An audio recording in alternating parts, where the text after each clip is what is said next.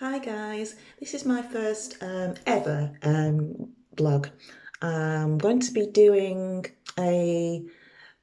about myself basically. Not very interesting lifestyle I have, but I hope it might be a bit interesting for you. The reason what brought me to do this video blog today and going forward is that things that have happened in my life need to be recorded, and I'm still pursuing things that have been done legally, unlawfully. It's not only going to be doom and gloom, I hope. There'll be some things that I do in my lifestyle. It's a bit difficult at the moment with this coronavirus. We're all confined to our homes. But it will be very interesting what I've got to say. It does need logging, and it's happened. It's true. It's happened to me. I'll show you the documents to back up my case, because at the moment all I've got is my word against whoever. However, I've got the truth. I've got the paperwork. I've got the photographs. I've got the recordings. Um, yeah. So whatever happened recently, I'm raising this because something happened in my life which shouldn't have, and all through my life I've had it's been quite difficult. Not difficult in regards to work or finances and things like that. Just I knew something was brewing, but I couldn't work out what it is from childhood. I'm trying to investigate my background, my family background. Where are they? What happened to them? There's a lot of things I don't know, and I'm not going to try and find out. People are not telling me the truth. I'm going to be recording everything from now on. This needs to be open to the general public to let you know what's going on. I am quite oldish now, getting quite on in the middle age, not middle ages, and I think it needs whatever's gone on from my child, from birth. This is from birth. I won't be starting from birth. I'll start from here, and I'll be going back and forth when I find something or something happens in my life. So it's going to be a bit mixed up. So you're going to be a bit confused, but I'm sorry about that because I don't know how to work this. Going over many, many years of my life. So you're going to be, well, hopefully I might be able to turn it into a book. You don't know. I'm going to be naming names, places, people, um, holidays, where I've been, what I've done, who I've met. It's going to be all about me because people, I don't know. Apparently, I was told not so long ago, I'm a nobody. No one's interested in me, which is very hurtful coming from a close friend. Don't know why. Obviously said it to hurt me because you don't say that to people. Um, yeah, you'll find you'll realize the story when I start going into it. And I've got to make this blog quite interesting. So what I'm going to do, I'm going to try and record things as I look at it at the same time. So if I'm on a phone call, maybe it may be that I'll be recording it at the same time so you can listen to the conversation, what's being said. Okay, so from this point today, where I'm up to in my life, and I'll tell you a brief story of what happened so you know when I come to put my next bit on, you'll know what's happening. So 7 years ago, back in 2013, from that year, in that year, I had such horrendous time. I was subject to harassment, bullying, stalking, mobbing, anything to try and make me look like I've got some kind of psychiatric problem, basically. Um, it was only little bits and pieces to begin with, but as the year progressed, it got more intense. And so basically, it started, I would say, from my workplace. I started getting pains in my arms and my legs, and I was wondering, what's this going on? What's going on with this? Um, it was really odd, really odd. So basically what happened was in 2013, in that year, I went to the doctors and I told him about this issue I have in my arms, my legs, and the pain and the burning sensation. Terrible. And I told, what really prompted me was when I was driving, I had to pull up. My legs were in so much pain and they went numb. Went to doctors, told him what's going on. And he said, oh, it's probably stress at work. So I haven't got any stress at work. I only work 2 days a week, and that was weekends. So I said to him, well, it's not stress at work. However, I am feeling that I am being a bit bullied in the workplace. And he said, well, it could be stress, so it's definitely not stress. I only work 2 days a week. It's not necessary for what's happening. I couldn't work it out. Really couldn't work it out what it was, why they did it. So saying that, a few months earlier, in that same month actually, I had to go to the hospital. And the doctor sent me to the hospital actually, because the year before, I ended up going to A&E because of my blood pressure. It was very high. It was Christmas 2012, I think it was. I went to see my GP just to check. I knew I had high blood pressure, but I wasn't taking my tablets. So I thought I go to the local doctors. I'm going to mention the name of the doctors actually because they were terrible. They lied, everything. Anyway, I went to the doctors and I spoke to the doctor. I can't remember his name now. Really, I should get his name. And I had it measured, and I said, oh, I handed it into the receptionist, and she said, oh, that's really high. You need to go to the hospital. So okay, fine, that's great. I went to the hospital, and they said you can't leave. Basically, you've got high blood pressure. We need to get this down. I thought, okay, that's fine. I'll go to I'll stay in overnight. Quite funny, really. When the doctor told me what I need to do, he said, I shouldn't really say this really. He said, are you driving? I said, yes, I am. He said, well, I think you need to leave your car there. Oh no, I'm not leaving my car. He said, get your pot. I said, he's not in, no one's at home. I'll go on. It's only down the road anyway. I thought I'll just go and take the car home. No one will bother. Naughty me. I went in the car. Shouldn't have with a high blood pressure and waited for my partner to come home. Okay, my partner came home eventually. We whizzed up to the hospital with my daughter, and yeah, as I said, they kept me in until my blood pressure was down.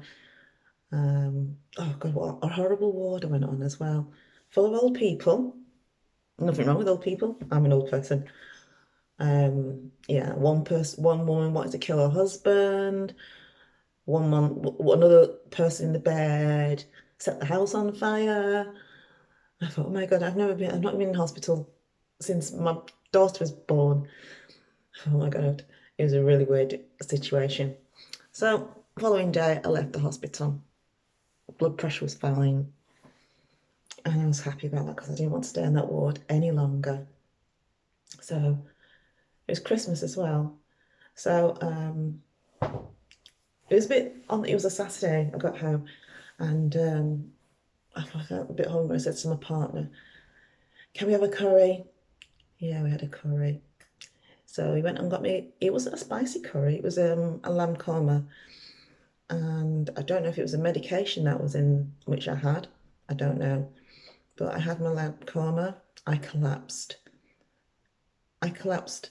Now, the doctors should have warned me. I don't know, it wasn't spicy, as I said. The doctors should have warned me not to have a curry. So I said to my partner, I'm feeling ill, I'm feeling dizzy. Can you help me? He just sat there and did nothing.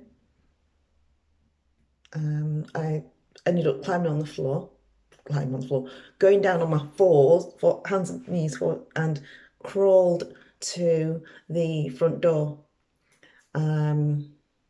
Managed to open the front door to get some air, and as soon as I opened the door, I spat out So I don't know why, but I'm never ill. I'm never ill.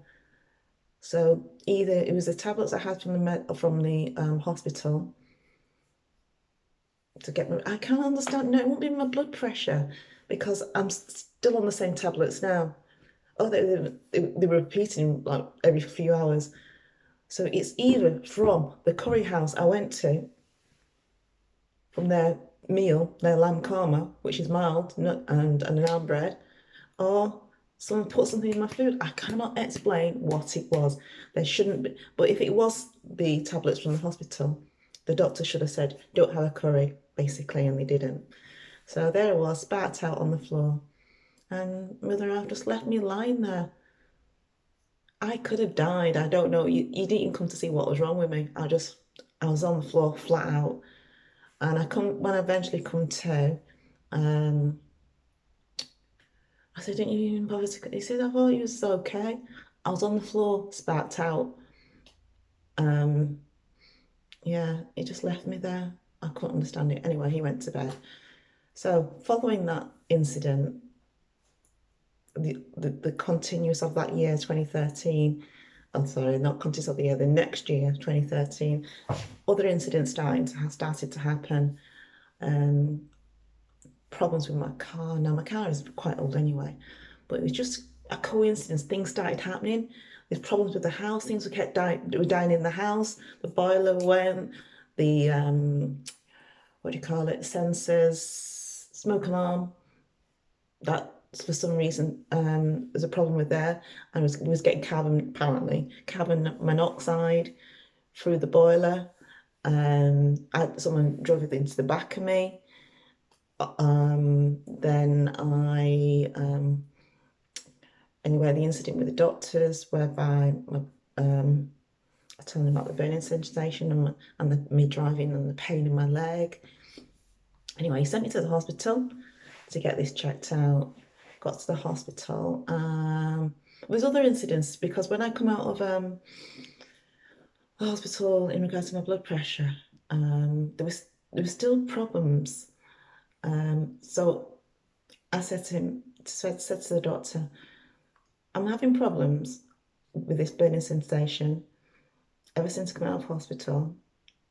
My arms, my legs, when I was driving, and I do suffer from Raynaud's, which I was only diagnosed in that year that I had Raynaud's, which I knew I had it anyway. I think it was when I was little I had it because I can't go in the cold. My fingers go numb, my toes go numb. So I was thinking, no. And then he said, "Well, put you through some tests." So I had all these tests. I had obviously your blood pressure. You did your bloods. They did your lungs. You did your heart. Heart monitor. I went into one of these tube things to check your kidneys. Everything came back okay. There was no problems whatsoever. And I thought it was a bit extensive, but they say you need to go for what they diagnosed me with. They said you need to go into this machine to check your kidneys are working, your heart, lungs. I don't know. Anyway, I went for everything, and the diagnosis was that I had lupus. Now, I knew there was a problem with my hair, kept falling out, and I thought it was down to age, and I was getting a bit concerned about it, like ladies do. However, I do wear extensions, bath extensions today, and need sorting out. So, and I was a bit concerned about, my hair's falling out, what's going on, but it wasn't major. Went to hairdresser. I always go to hairdressers. I saw they never hear me complain about it, other than it's short, it's short, it's short. When it's naturally short. So basically, the kind of what happened then is my hair. I thought, oh, that's the reason why my hair was falling out.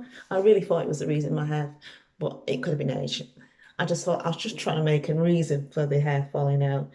Anyway, I went back to work and I told my work colleagues that I've been diagnosed with lupus. And doctors, said there's nothing that you can do with lupus. Lupus is, I can't remember, what's it called now? A disease which cannot be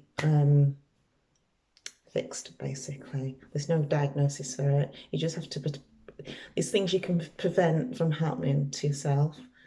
Like, apparently you're supposed to stay out of the sun. So, if you get rashes. I've had no symptoms other than Raynaud's. I do go out in the sun. I like the sun. Don't get it often here. So, sorry, I keep scratching my eye. Yeah, so I've got something in it now. So basically, the doctor is answers to the Raynaud's. Because I said, my fingers are numb. I come into work, it takes a while for them to defrost. He said, put gloves on. I have to put gloves on while you're typing on a keyboard. I suppose we need it now with this coronavirus. Wasn't funny at the time though. Typing with gloves on. So basically, what happened was I told a colleague in work in regard to what the doctor said. And this is when it all started.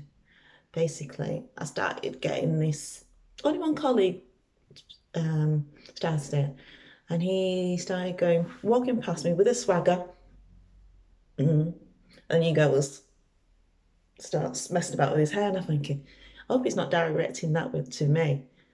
And I'm thinking, office gossip. I know there's a woman I told. There's only two women I told, basically. And why this guy does suddenly start doing this kind of activity. So I thought, leave it, nothing. A few weeks left. Next week when I go into work, does it again. Week after, he does it again. I said to my colleague, if this guy does it one more time, I'm going to have to mention it because he's annoying me, basically. I wasn't paranoid. There's only a few times he did it, but he did it. My friend said, my work colleague and friend, she said, oh, ignore him. He's a bit of a nutcase, that one. That's what she described him, not what I said. And so I thought, okay. I said, if he does it one more time, I will go to my manager and just let her know what's going on. Because I don't know, he may have a problem himself and we've not been informed. However, he is directing it at me, and because I've just mentioned to one of the work colleagues that what I've been diagnosed with is with lupus, which it was taking me a bit to digest because it's serious. My kidneys could collapse, my lungs could collapse.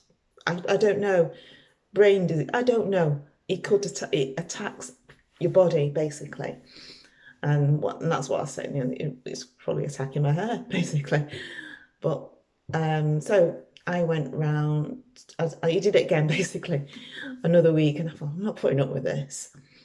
I don't generally say I don't generally complain, but I thought what I'll do, I will have a word with the manager and see what she says. I spoke to my manager, and I'm going to name names because they're getting away with it. They're getting away with it. When you hear the rest of my story, you'll realise what they're getting away with, because it started from a little seed and it exploded into something big, serious and criminal, basically. So basically, I spoke to my manager. Lady's called Tracy Patterson. My colleagues that I worked with were, well, Joanne Malone was one person, and another lady I worked with. I'm not going to mention her name because she's my friend, but no, good friend.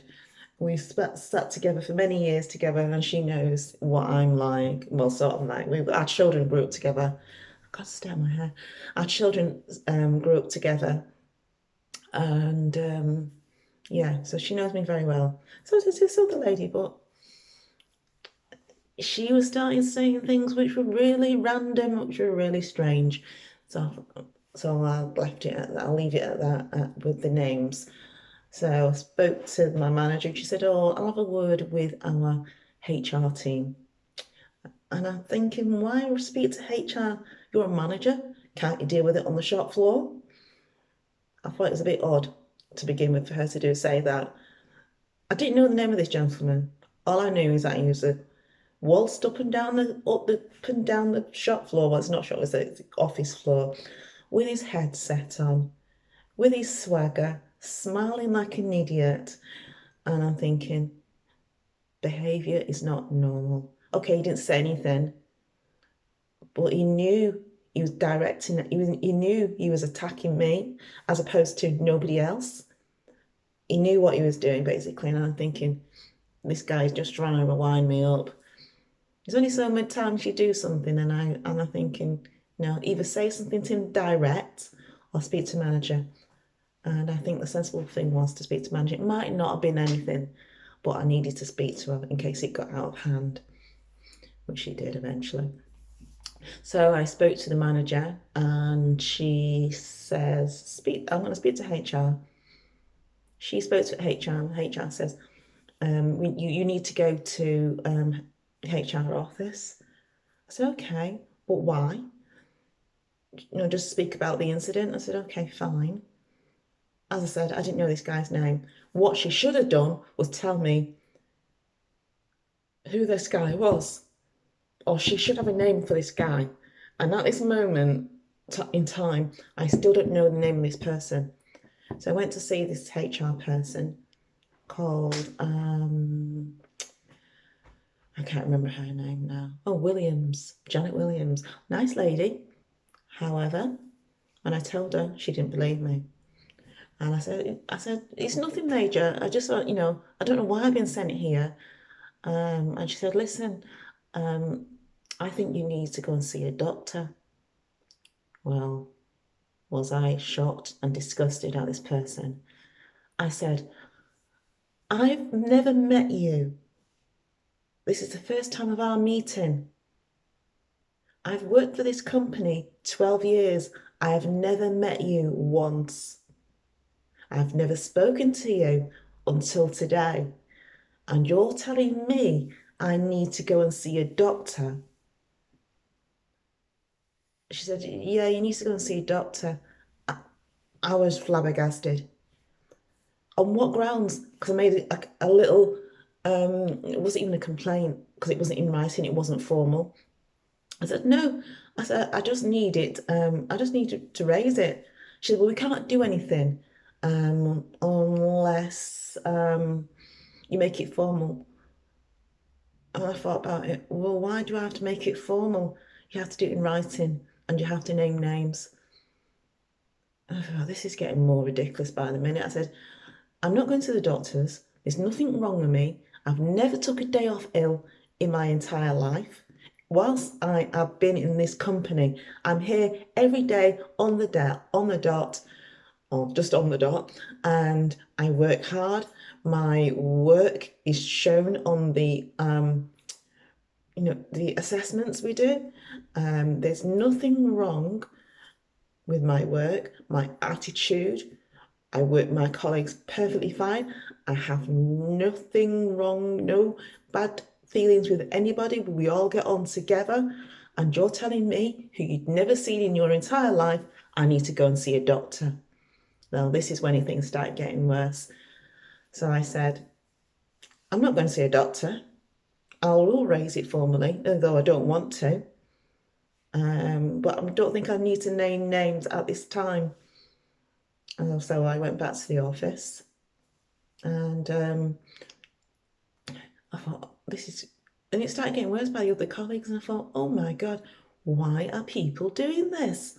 It's not me going paranoid, but they were doing it on purpose.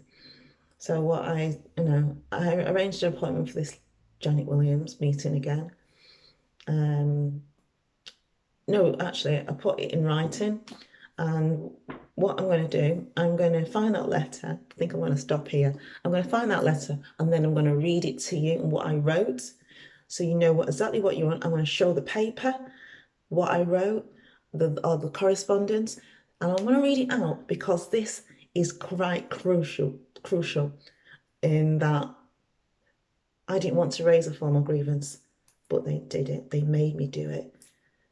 I was accused of something that I've got some kind of problem because she told me to go and see a doctor when I previously went to my doctor a few weeks ago about my pain in my legs, and I mentioned that to my doctor at that time.